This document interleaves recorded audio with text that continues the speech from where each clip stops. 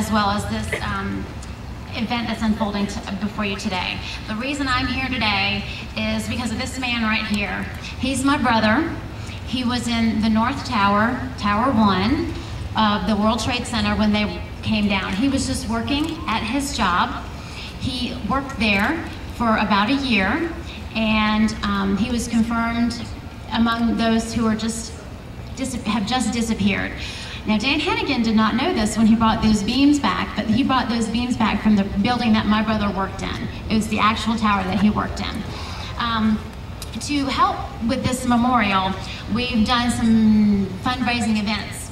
And one of those fundraisers that we've had is my daughter wanted to do a lemonade stand and raise some funds for this memorial, and I would like her to come up and present Dan with an envelope of cash that we've raised. Now, this was done a week or two ago, and it was very hot. It was put together on the fly. My husband helped set up, my boys helped sit out there in the heat, so it's not much. But for me to see the efforts of a 10-year-old girl, she was just an infant when her uncle passed away, but she wanted to help in any way she could. I think it's a great effort that she took on her part. So if we can have Dan come up, we'd love to hand him this envelope.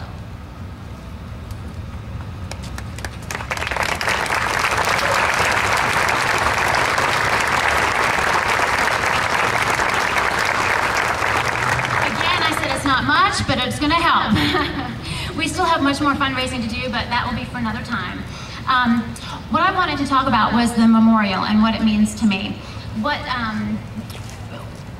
I could have gone to New York City if I chose to. It has been 10 years since my brother has been killed.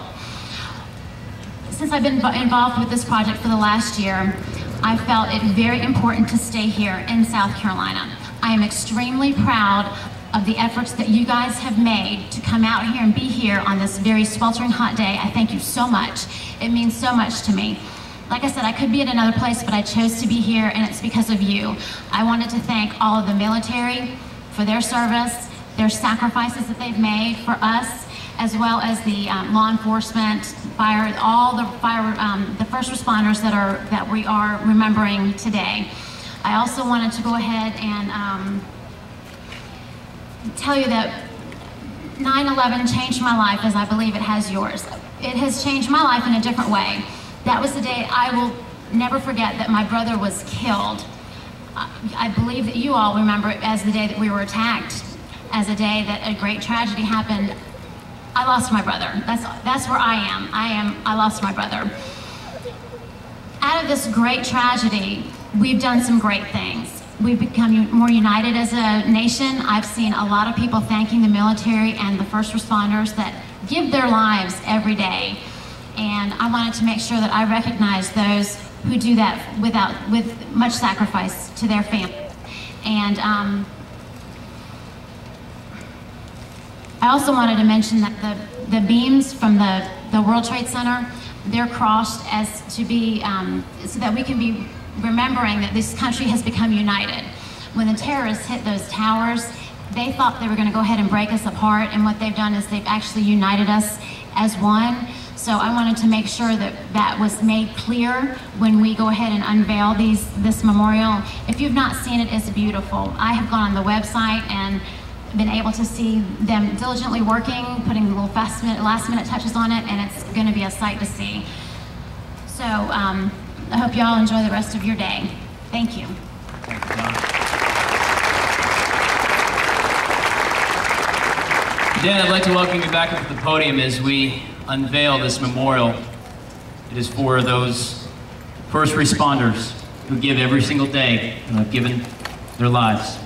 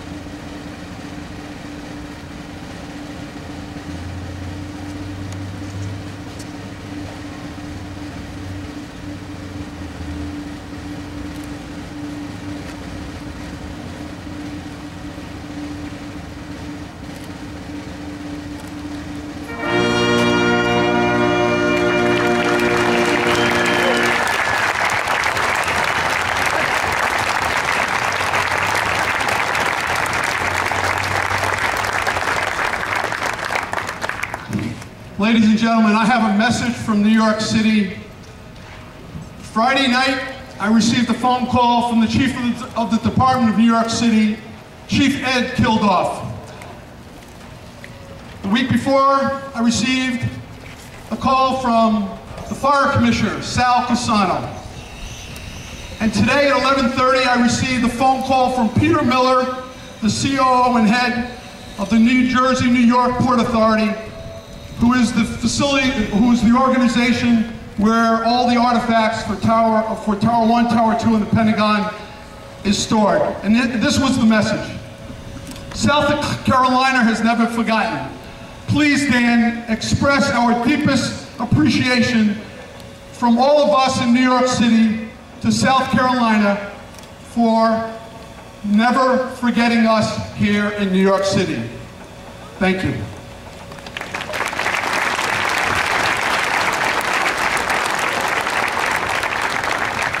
This memorial was built in part by the partnership between the City of Columbia, Richland, and Lexington counties. We'd like to recognize the Midlands Authority for Conventions, Sports, and Tourism, under the watch of Board Chair Martha Scott Smith, for their support and cooperation in making this monument possible. And we appreciate the members who are here in attendance today. Please welcome our keynote speaker, City of Columbia's Mayor, Stephen Benjamin.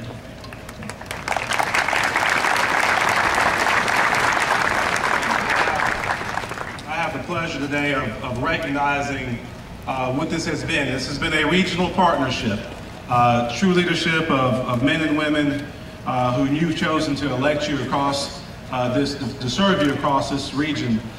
People from Richland County, Lexington County, the towns that make up both of these great counties, coming together to recognize the sacrifice of each and every man and woman who's chosen to serve his or her fellow men. I will tell you that on my various trips to Washington, D.C., that Senator Graham and Congressman Wilson and Congressman Clyburn in his absence, and he's doing some work on debt reduction.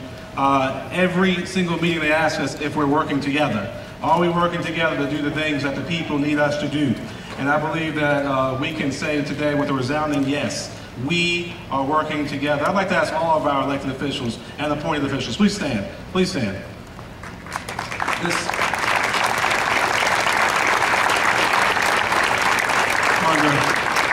Under Dan Hennigan's leadership, we've all come together to make this happen. Today we join a chorus of families and communities all across our nation tied together in the memory of one moment, 102 minutes, 10 years ago, that will echo within our hearts and throughout our souls forever. Today we join to mark that moment and with symbol pay our respects to those who lost that day and every day since through the conflict and turmoil of this decade past. Today, we join together hoping to finally make sense of the size and scope of this national tragedy, to finally lay to rest these ghosts that still haunt us, and to finally find peace and comfort in one another's arms. Today, we join together because that is how family mourns, and it's how America remembers. But as we mourn and remember these men, women, and children, mothers, fathers, sons, and daughters lost, as we memorialize the firefighters, police officers, the paramedics, the soldiers, sailors, airmen, guardsmen,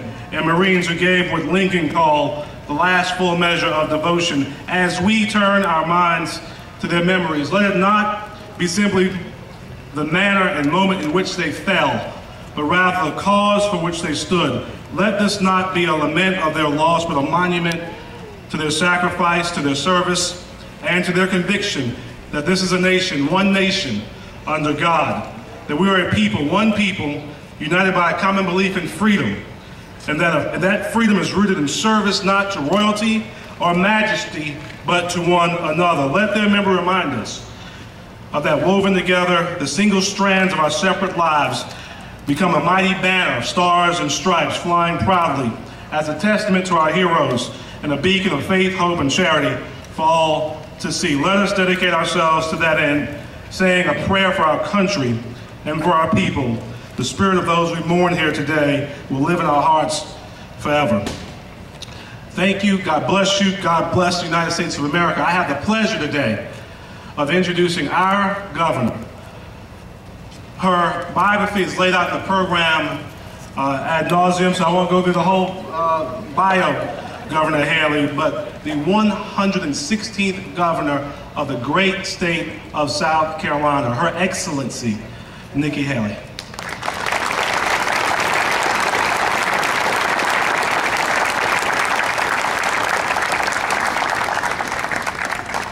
Thank you very much. I will tell you that I know that each and every one of us woke up with a heavy heart this morning. Because as beautiful as this day is, and as great as the sky looks, this is how it looked 10 years ago. It was this beautiful of a day that ended up with a very dark sky and a very violent outcome. I can tell you that there's not a time where people don't say, "Where were you?" that we don't have to finish the sentence on 9/11. It's a feeling we all remember like it was just yesterday. I had been home for the second day with our little one. He had just been born, and I remember laying in bed holding him and watching the Today Show and watching the first plane go into the tower. And they didn't know what it was, and it looked odd, and everybody was trying to figure out if something went wrong, but no one knew exactly what happened. And my husband, Michael, took our daughter to preschool, and while I was watching TV, I saw the second plane hit live into that second tower. And I picked up the phone, and I called him, and I said, "Bring her back, come home, something's terribly wrong." And he came home, and we sat and we watched in absolute disbelief and realized that we were a country that had lived so freely for years. We never thought they could touch us. We never thought they would come here, and they did. And what happened in those days to come was really something that I think we all need to remember, because we stopped and we went to what we know always takes care of things, faith and family. We all went to our churches. We all regrouped with our families. We cried for people we never knew. We saw families who lost loved ones, and the country stopped for days to mourn. Everything stood still. And while we mourned, then we went through a process where we allowed ourselves to heal.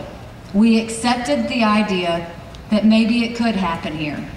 We accepted the idea that maybe we were too careless in thinking that we were strong and free and that no one could touch us on our soil.